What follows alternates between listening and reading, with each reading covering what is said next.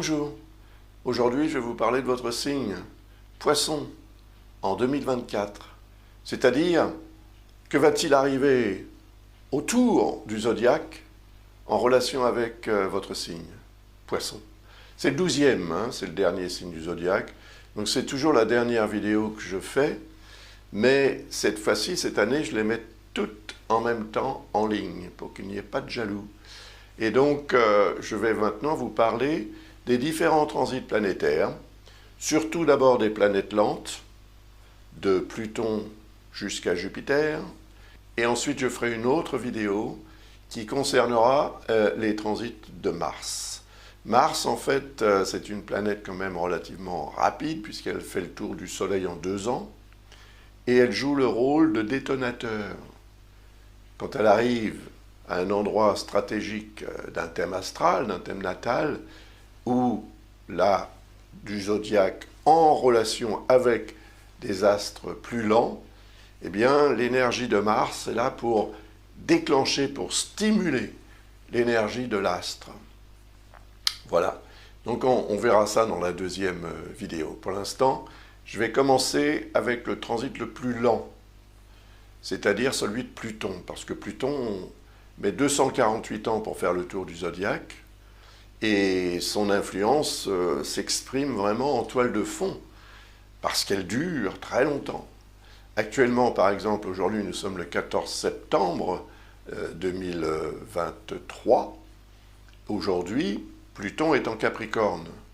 Et Pluton est en Capricorne depuis 2008, vraiment installé depuis 2009.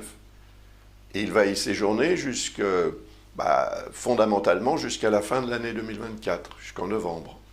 Donc on va voir ça par rapport à ce que ça peut représenter en relation avec votre signe ou votre ascendant. Je pars du principe que le signe est relié à la première maison. D'ailleurs, c'est celui qu'on utilise aujourd'hui, donc c'est le signe, on va dire, de référence, et parce que c'est le signe de référence, je lui donne le numéro 1. Et les autres sont chiffrés de cette façon, chronologiquement, dans le sens, ou remarquez, dans le sens quand même contraire des aiguilles d'une montre. Le zodiaque tourne dans le sens contraire des aiguilles d'une montre. Alors, Pluton est ici, à la fin du signe du Capricorne. Il a déjà fait une incursion en 2023 en Verseau, pour la première fois depuis 248 ans, bien sûr. Alors, si vous voulez en savoir plus à ce sujet, regardez la vidéo que j'ai faite l'année dernière, si ce n'est déjà fait, bien sûr, pour 2023. Parce que, en fait, en 2024, le transit va recommencer en Verseau.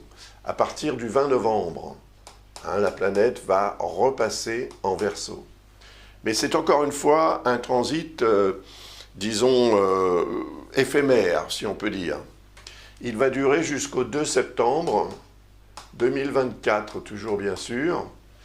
Et enfin, après ces phénomènes de rétrogradation apparente qui ramènent les astres en ligne, de notre point de vue sur Terre, avec le signe précédent, enfin, le 20 novembre, Pluton va s'installer en Verseau, et là, c'est quand même un transit qui va être assez long, il faut bien le dire, puisqu'il va durer 20 ans.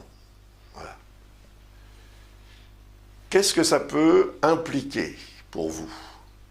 En fait, le signe du Verseau, c'est celui qui précède le signe des Poissons. Donc, symboliquement, il est relié à la 12e maison astrologique, c'est pour ça que je lui ai donné le numéro 12, qui représente le passé. Ce passé dans lequel vous allez avoir probablement à puiser toutes sortes d'informations, mais aussi à revoir et corriger la façon dont vous le percevez, dont vous le recevez, dont vous le vivez, ce passé. Donc c'est un phénomène de régénération qui semble être nécessaire parce que ce signe du Verseau, cette position du Verseau par rapport au signe des Poissons, représente une période de préparation à l'arrivée de Pluton en Poissons, qui se produira en 2044. On a le temps d'en reparler. Mais c'est ce que ça veut dire. En fait, ça veut dire que les difficultés éventuelles, les remises en question profondes que vous avez pu avoir à gérer dans un passé plus ou moins ancien vont revenir, pas nécessairement en tant que telles, dans les mêmes situations et tout ça. C'est au niveau du souvenir que ça va se manifester. Comment percevez-vous le passé? Et qu'allez-vous en faire pour que concrètement vous puissiez peut-être régénérer quelque chose de très important en vous-même pour que vous puissiez être, je dirais, au rendez-vous en 2044. C'est pas tout de suite, il va s'en passer des choses en 20 ans, ça c'est sûr. Mais voilà, c'est ce que le transit représente. Donc il représente aussi un besoin de remettre les choses en question. De vous remettre en question par rapport à la manière dont vous percevez la vie aussi, sur le plan spirituel, parce que ce 12e signe ou 12e maison est relié à ça également. Donc ça va être très fort et certainement très intéressant. C'est une sorte de bouleversement intérieur qui va se manifester et qui va donner naissance en 2044 à peut-être une autre ou un autre vous. Parce que vous êtes représenté par le signe des poissons, bien sûr. Alors, en poisson, il se passe des choses, cela dit. En poisson, par exemple, Saturne transite et Neptune également. De plus, Neptune, c'est votre planète. Donc, en puissance, chez elle, depuis 2012. Depuis 2012, Neptune est en poisson. Le transit va durer jusqu'en 2026.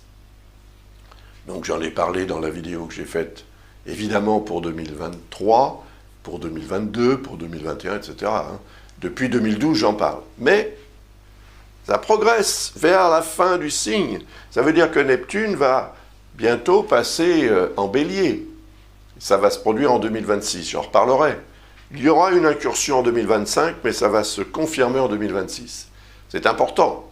Par contre, ce transit de Neptune en poisson, il représente peut-être depuis 12 ans une période de votre vie très importante au cours de laquelle des révélations ont pu vous parvenir d'une façon assez, comment dirais-je, spirituelle ou spiritualisée. Il y a quelque chose de très connecté avec cette dimension dans votre vie et dans votre fort intérieur. Et en fait, ça peut représenter aussi l'évolution ou l'apparition d'un rêve et d'un idéal que vous souhaiteriez atteindre. Mais Neptune, en soi, ne représente pas véritablement la capacité de réalisation concrète.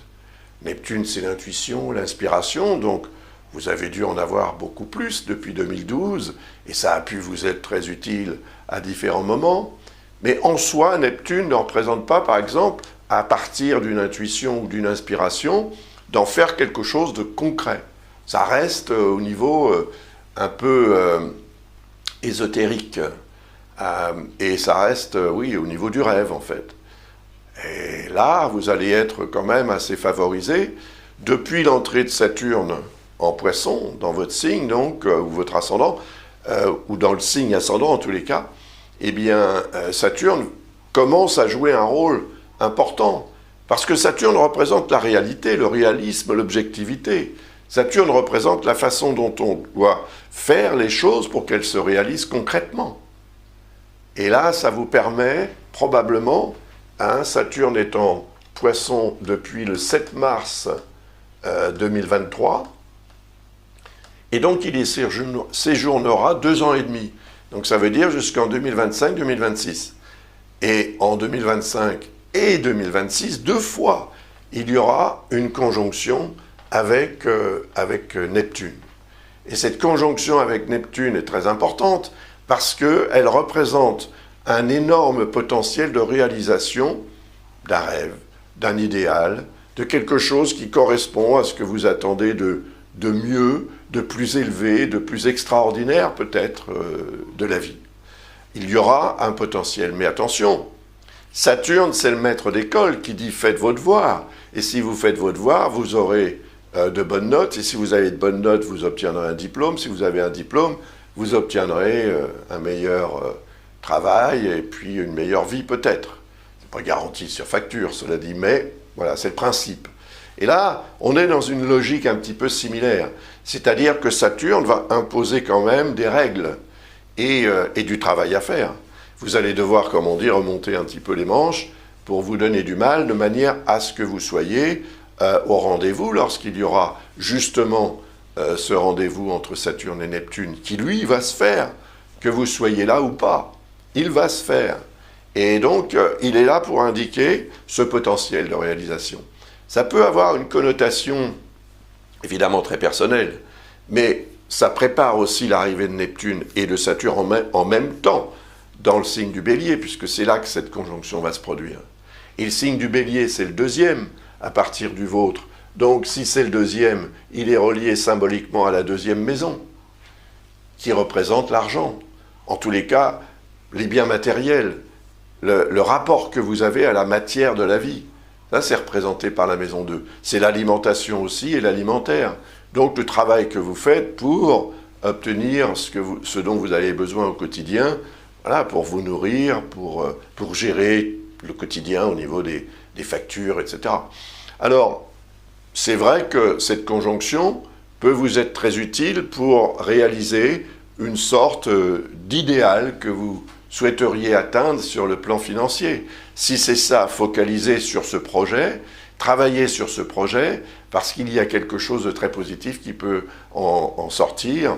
Et si ça arrive, ça arrivera très probablement en 2025, avec confirmation en 2026. Mais en Bélier, il y a déjà quelque chose qui se passe. Depuis 2018, on a Chiron en Bélier depuis 2018. Alors, il va y séjourner jusqu'en 2026. Donc, c'est un séjour relativement long, 8 ans quand même, de cet astéroïde, ce n'est pas une planète, c'est un planétoïde ou un astéroïde, qui orbite entre Saturne et Uranus et qui met une 50aine d'années pour faire le tour du zodiaque. Donc, il est là depuis 8 ans, après avoir traversé votre signe quand même, pendant, je crois que c'était 6-7 ans, un truc comme ça. Parce que les transits de Chiron sont très aléatoires, très différents d'un signe à l'autre, parce que son orbite est très, très excentrée. Mais bon, on ne va pas entrer dans les détails trop techniques. Le fait est que Chiron, c'est la santé. Peut-être que ça veut dire que depuis 2018, vous vous êtes beaucoup plus investi au niveau santé, pour la gérer.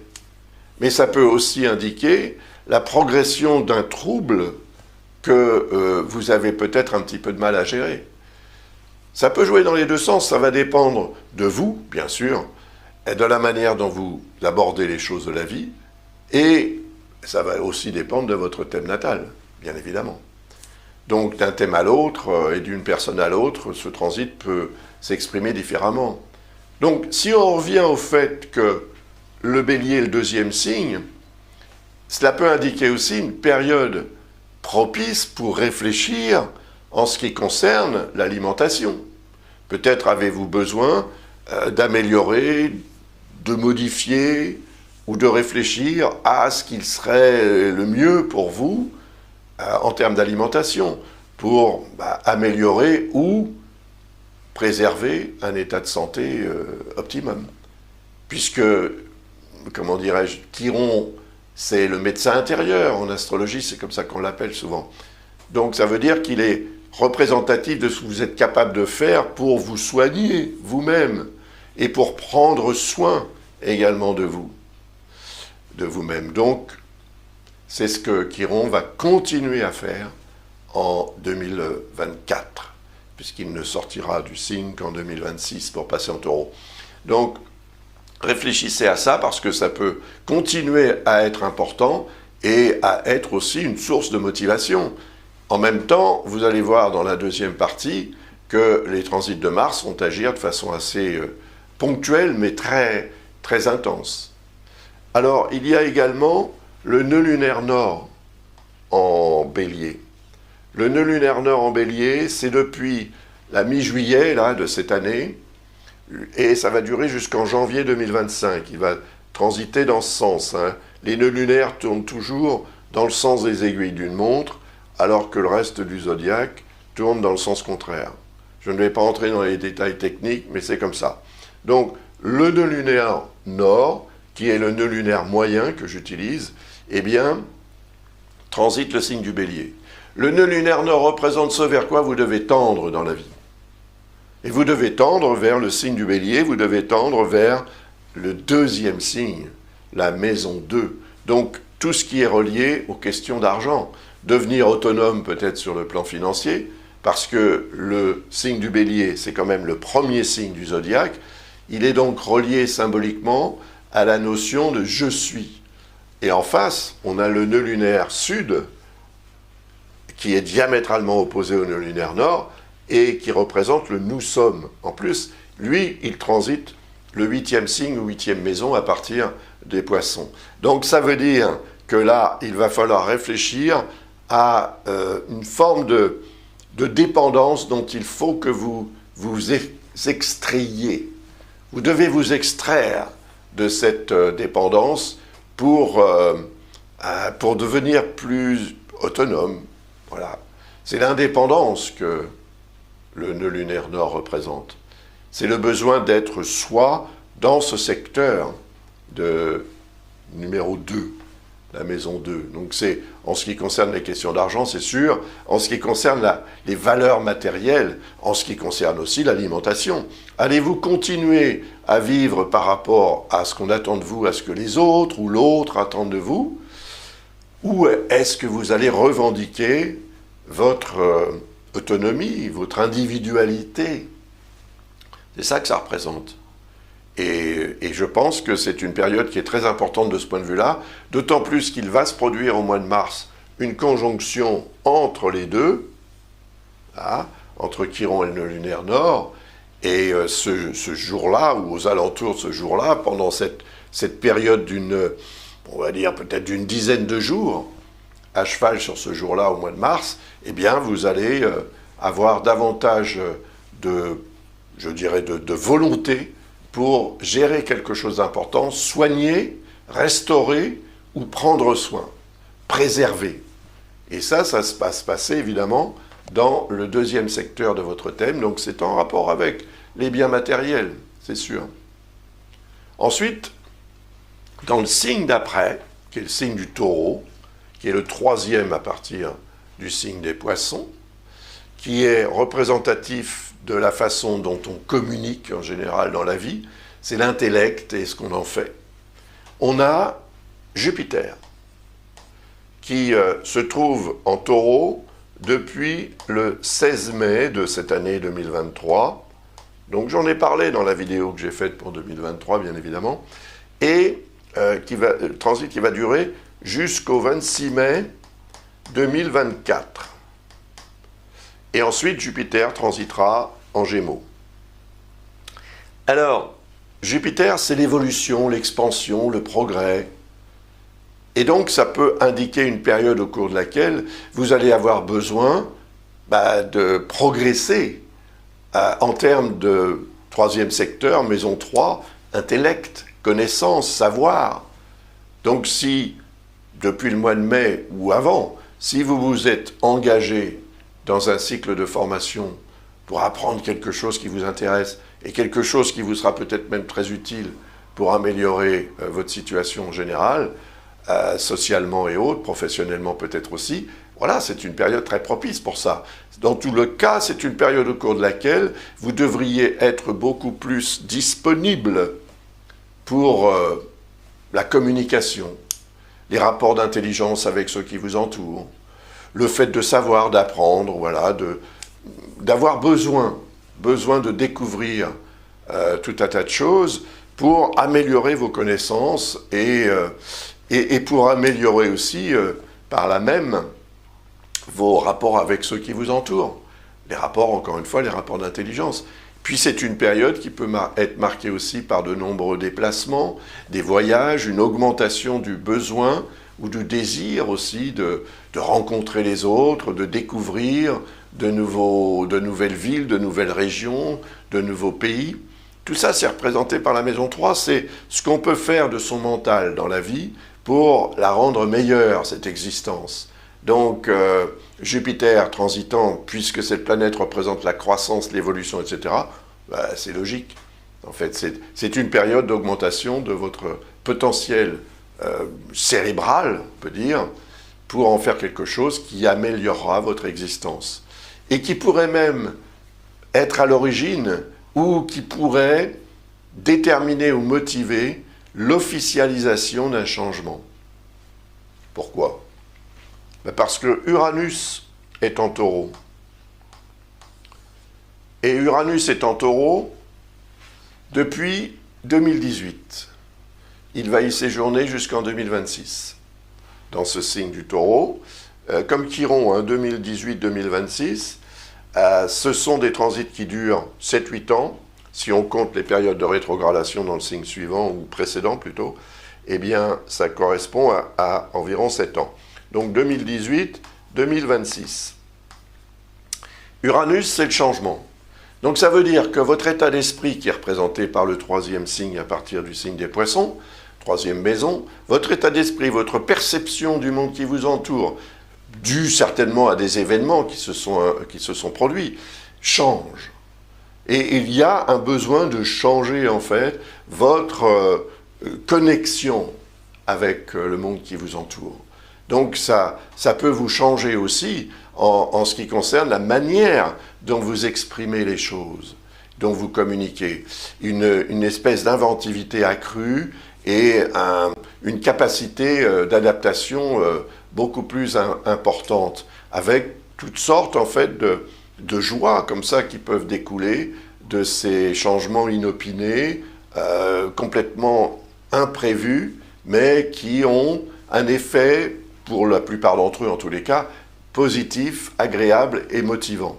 Et il y a peut-être un changement que vous souhaitez véritablement imposer, officialiser, grâce à des démarches, grâce peut-être aussi à des études, donc à un savoir, comme on a vu avec Jupiter. Jupiter va rejoindre Uranus. Il va y avoir une conjonction, elle va se produire le 21 avril 2024. C'est un moment fort, parce que c'est une conjonction unique. Enfin, la dernière fois qu'elle s'est produite, c'était en 1941. Donc elle est très rare. Et c'est cette rareté qui en fait l'importance. Tout comme d'ailleurs la conjonction Saturne-Neptune. Elle ne se reproduira pas de votre vivant, vu le temps que met Neptune pour faire le tour du zodiaque. 165 ans. Voilà. Donc, le fait qu'il y ait cette conjonction est symbolique d'un énorme potentiel d'officialisation d'un changement majeur entre le signe du Taureau et le signe des Poissons. Il y a ce qu'on appelle un sextile, c'est-à-dire un lien harmonique. Il vient du fait que le signe du Taureau est un signe de terre, le signe des Poissons est un signe d'eau, et la terre et l'eau se mélangent assez facilement. Elle est même utilisée pour... le concept, en tous les cas, est utilisé pour construire.